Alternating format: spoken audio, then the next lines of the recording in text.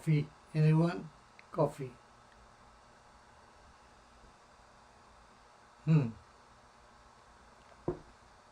It's good.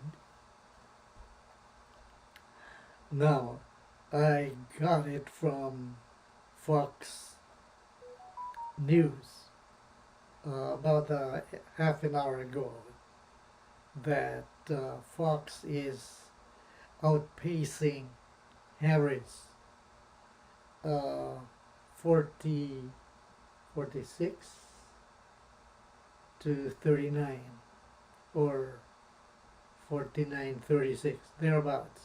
Anyway, there's already a significant gap.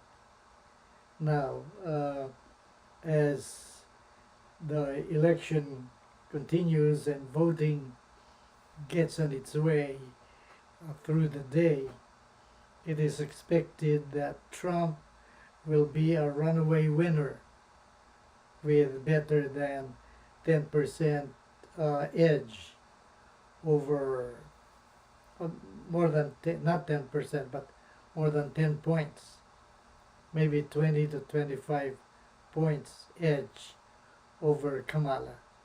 Now, I don't know if that's really true, but you know, pollcasters always have an idea or two. That's not exactly the way you figure it out. Now, I won't be surprised if that happens, because first of all, it was supposed to be Biden was gonna run. Then about what, 2 months? 2 or 3 months before election, he declines and prefers not to run and endorses Kamala. And of course, that would be a natural. So Kamala picked it up from where Biden left off and ran the race.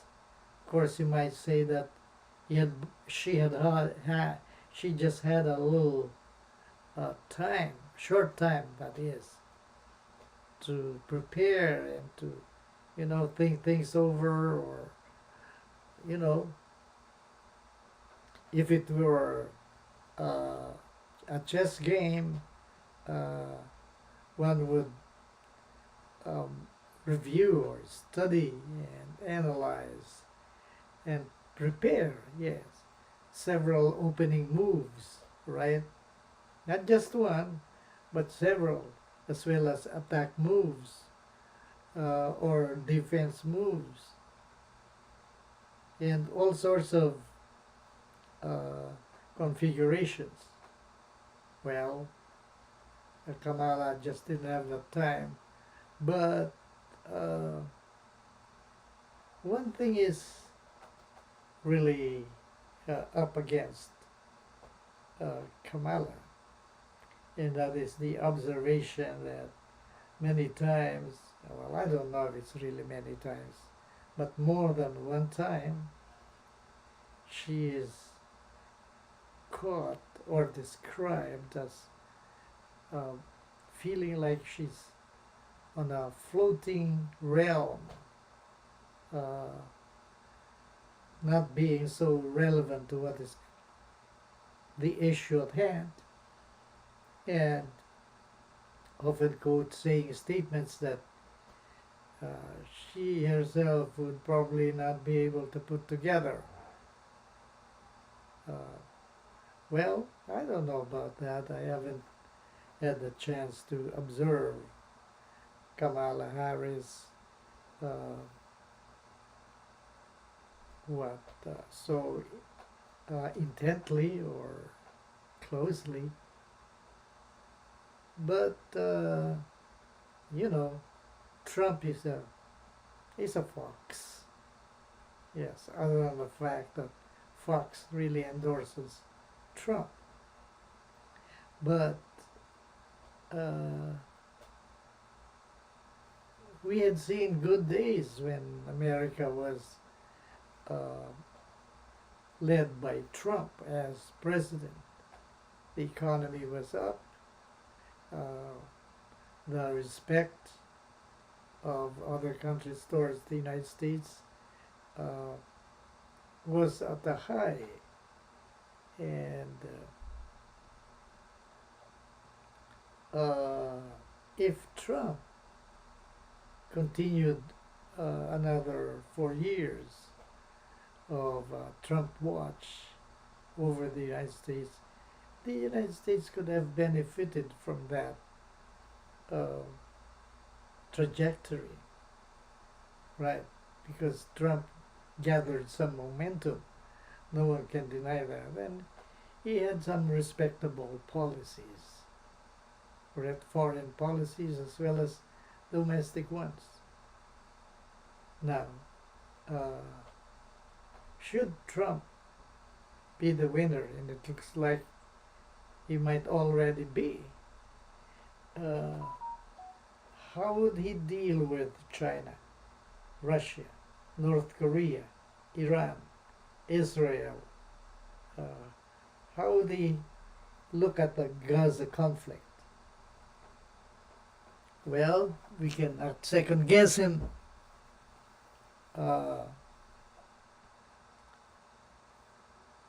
But, you know, analysts do dare to speculate. Yeah, that's the word.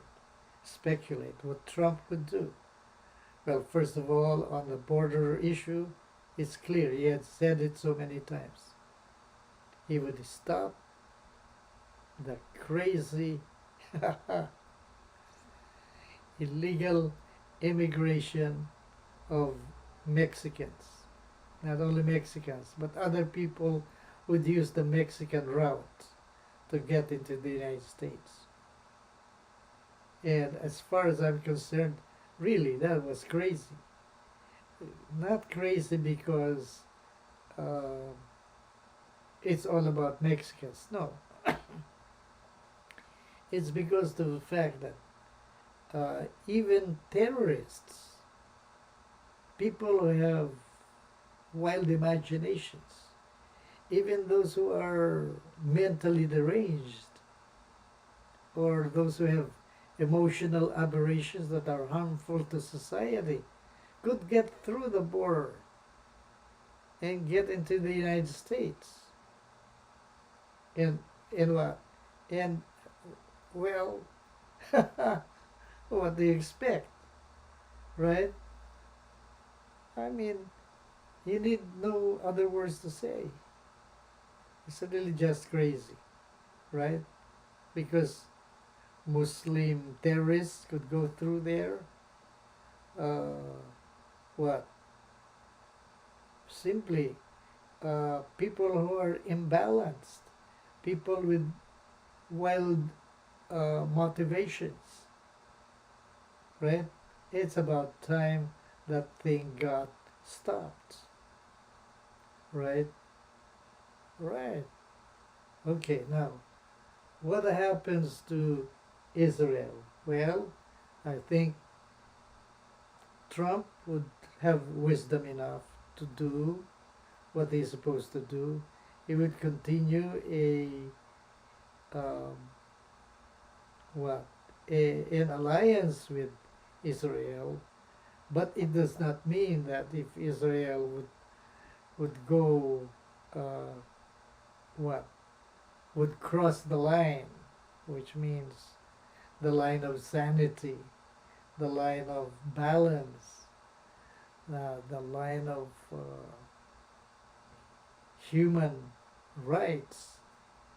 I'm sure that they'd hear from Trump. Now, however, should Iran battle with Israel, which is Iran is doing now, although with some caution, right? That's the word. Although with some caution,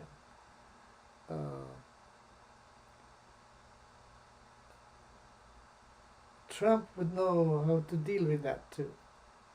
Now, I will not tell you how he's going to do it, but suffice it to say that Iran had already asked help from Russia. And what? To the consternation of Iran, Russia does not do anything significant to help Iran. Why? Because Russia is busy with Ukraine.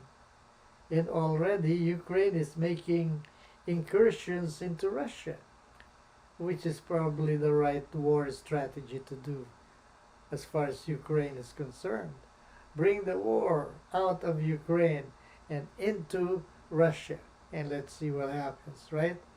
And so far, Ukraine drones are creating some damage that raised concerns in the Kremlin. All right, now, how about what else? The United Nations. Well, you know already Trump's position with reference to the United Nations. Trump, I don't want to say that he has no respect for or towards the United Nations. No, I won't say that. But Trump would expect more. And so therefore, it would appear that in Trump's eyes, the United Nations has fallen short of its mandate to promote and preserve peace, stability, and goodwill among nations. Right? See what happened to Gaza, Ukraine? What has the United Nations done? Right? Look at Lebanon, Syria, Iraq, Iran, Hezbollah, and all that stuff. These are going on. And we still have the United Nations, but what is it doing? All right, of course, we do not see what they do in the back door. You know what we mean? Behind the scenes, UN diplomats could be scurrying back and forth to, let's say, Iran and Israel and the United States and Russia and Ukraine. They could be doing that, and we don't see that, and they don't tell us, because that's supposed to be top secret, correct? Well, be that as it may, it seems that they're rather late and it's not effective enough, right? Someone should stop the war in Ukraine, in Iran, Iraq, Syria, Lebanon, Jordan, Yemen, right? That's not to say that Hezbollah and Houthi and Hamas are just there watching. No. For a fact, Hamas last October 7, while unprovoked by Israel, rained down something like what? More than 1,500 rockets to about 2,000 rockets down Israel, killing 1,500 off the bat. Now, what do you expect? Would you say Israel would raise up its hands and say, oh, praise God? No. Of course, you expect Israel to do a counterattack to preserve Israel's life, integrity, and sovereignty, right? So it did a counterattack until it blossomed and ballooned into something more than the world expected, such that Israel troops, including tanks and armory, went inside Gaza. Now Gaza is almost in the total control of Israel, except for the remaining resistance efforts of Hamas, which remains amount to something very low, so that it would be just a matter of time when all of Gaza would be overrun by Israel army, right? And then Hamas would have no choice but to return the remaining hostages in its hands, correct? Now, well, how would Trump deal with the Philippines? Well, I guess somebody would tell Trump that the Philippines continues to be a strategic point to make the free world stand in a stable, prosperous, peaceful environment, especially in the South China Sea. And that would help preserve the leadership of the United States in this part of the world, and therefore reinforce its claim of superiority or dominance on the global stage. Correct? Now, having said that, would Trump continue to help the Philippines in the way that the Biden watch did or has done? How would it look at the 9 U.S. bases now enthroned and established in the Philippines? Well, if Trump would prove himself, okay, true to form, I guess he would keep those 9 bases, because Trump would not allow China to have a significant hold over the South China Sea. No.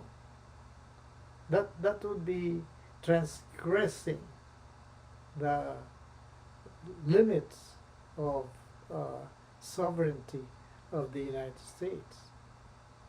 You got it? All right. So, what then? Well, the next thing to do is for Trump to continue supporting the Philippines against China's advance in the West Philippine Sea, and against any policy of protecting Taiwan against the incursions of China. Right? Right.